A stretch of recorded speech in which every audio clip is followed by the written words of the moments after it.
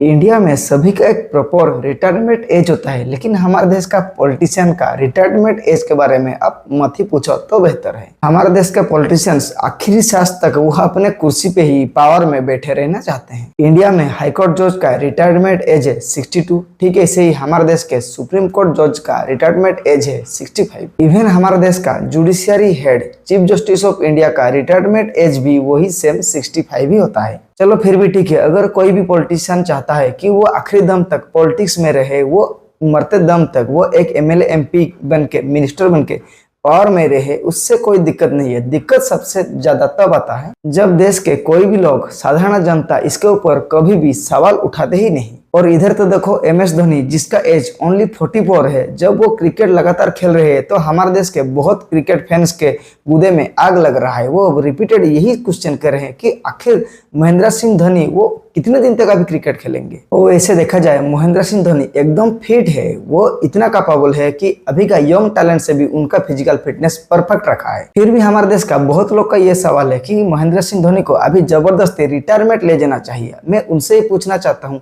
कि आपको आखिर ये मोटिवेशन, ये ओपिनियन कहाँ से आता है? जब हमारे देश के पॉलिटिशियन मरते दम तक, भले ही उनका हाथ पैर ना चले, 75-80 साल तक वो कुर्सी में बैठे रहेंगे, तब आप सबका सही है, ये सब आपके लिए नॉर्मल है। लेकिन जब कभी यंग टैलेंट 40 साल के बाद वो परफॉर्म करे तो उससे आपका प्रॉब्लम है। इंडिया का किसी भी स्टेट या सेंट्रल गवर्नमेंट एम्प्लॉय का भी एक पार्टिकुलर रिटायरमेंट एज होता है, जिसको 60 कहा गया है।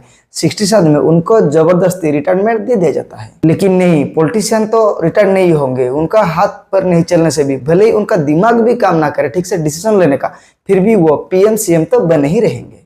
और इससे हमारे देश का पब्लिक को भी कोई तकलीफ ही नहीं है। जब एक क्रिकेटर अपने फिजिकल फिटनेस के दम पर 40 साल के आसपास ही वो अपने ओर से रिटायरमेंट डिक्लेयर कर देता है, ठीक ऐसे ही हमारे देश के सुप्रीम कोर्ट और स्टेट हाई कोर्ट के जजेस भी वो 65 एज होने पर वो भी रिटायरमेंट डिक्लेयर कर देते हैं। क्योंकि हमको लगता है कि शायद इतना उम्र हो जाने के बाद, इतना एज पे आ जाने के बाद शायद उनका डिसीजन लेने का कैपेबिलिटी, उनका मेंटल कंडीशन स्टेबल ना हो, इसलिए उनको लगभग 60 से 65 एज में रिटायरमेंट कर दिया जाता है। चाहे वो हाई कोर्ट जज हो, सुप्रीम कोर्ट जज हो, सेंट्रल गवर्नमेंट एम्प्लॉय है, क्रिकेटर हो, हमको ये लगता है कि एज एक बार 60-65 प्लस आ जाने के बाद उनका डिसीजन लेने का कैपेबिलिटी एकदम कम हो जाता है। लेकिन सबसे शर्मनाक बात तो ये है कि हमारे देश का पॉलिटिक्स में जो बैठा है और एक्चुअली में डिसीजन जो लेता है, MLA MP minister, prime minister, chief minister, ये सब डिसीजन मेकिंग पर्सन है, जो कि असेंबली में बैठ के हमारे देश का कानून बनाते हैं और कानून का कैसे चलाते हैं उसको भी देखते हैं। और बहुत लाइफ में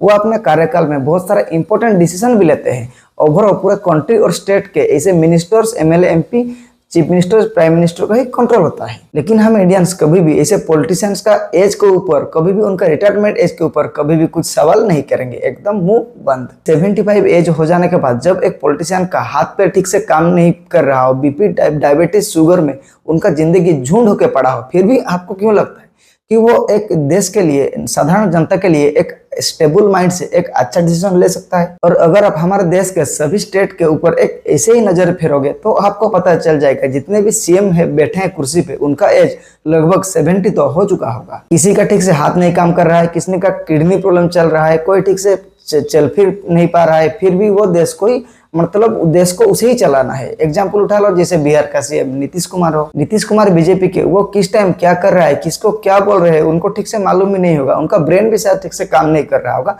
फिर भी CM तो उनको ही बनना है। और ऐसे पॉलिटिशियन भी अपने खिलाफ क्यों रूल बनाएंगे? असेंबली में तो वही बैठते हैं, लॉ तो वही बनाते हैं, तो वो जब तक चाहे कुर्सी में तब तक आराम से बैठ सकते हैं। वो भला खुद अपने पैर पे क्यों कुराड़ी मारे? रूल तो उनका है, रूल तो वो बनाते हैं, चाहे वो 75 में रिटायर्ड हो, 80 में रिटायर्ड हो, या मरते दम तक वो कुर्सी पे बैठे रहेंगे, उनका मर्जी। अभी आप एग्जाम्पल ही देख लो, इससे पहले BJP गवर्नमेंट 2019 में खुल के ये कहता था कि उनके पार्टी में कोई भी, किसी को भी टिकट नहीं दिया जाएगा अगर उसका एज 75 के आसपास हो जाएगा, 75 हो जाएगा। ये बात खुद अमित शाह ने 2019 में एक रैली में कहा था। लेकिन अभी क्या हो रहा है, उनका खुद का एज भी 75 होने वाला है, और ऐसे भी नरेंद्र मोदी जी का अभी एज 75 तो लगभग हो चुका है। लेकिन कोई भी अगर अभी BJP को सवाल कर रहा है कि नरेंद्र मोदी और अमित शाह का एज तो 75 हो गया है, तो उनको अभी पॉलिटिकल से रिटायरमेंट ले लेना चाहिए। लेकिन वो थोड़े ही अभी ऐसे क्वेश्चन पर आंसर करेंगे, उनको जिंदगी भर पीएम और होम मिनिस्टर बने ही रहना है देश का। लोग बोल रहे हैं कि नरेंद्र मोदी देखो कितना फिट है, वो तो एकदम परफेक्ट है, अभी नेक्स्ट 2 बार भी वो देश का पीएम बन सकते हैं। तो ऐसे लोगों से मुझे पूछना है, तो हमारा देश का स्पोर्ट्स पर्सन जो 45 एज होने पर तो आपका मोरल खो जाता है,